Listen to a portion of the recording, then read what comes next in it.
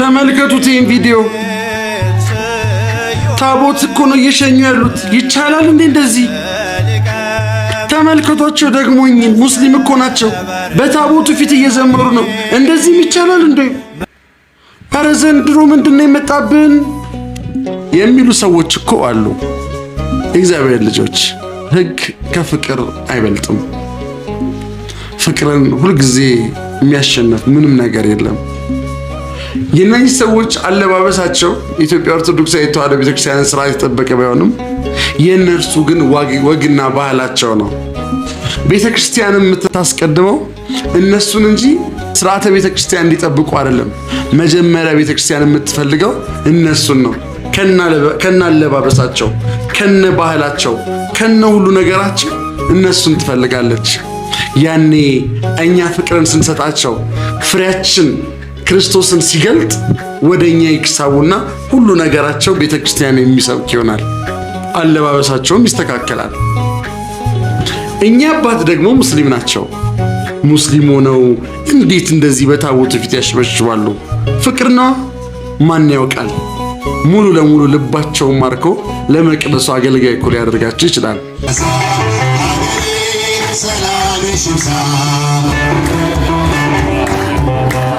በሰይፍ ያልቃሉ ሰይፍ የሚያነሱ የሚራራልኝ ሰይፉን ንጉሡ እገሌ እሱ ነው አይደለም ያንቺ በጸጋው ታጥረሽ በጸሎት በርቺ አገሬ ሰላምሽ ይብዛ ተጠለቅ እጃችሁ አይሰማም ጋምቤላ ሰላምሽ ይብዛ ተጠለቅ በእግዚአብሔር ባዛ የሚራራልን ፍቅር ከሆነው ሰላም ለእግዚአብሔር ነው። ይህን ወቂ ይህን ሰረጂ ልብሽ ጉልበት ለሱ ስገጂ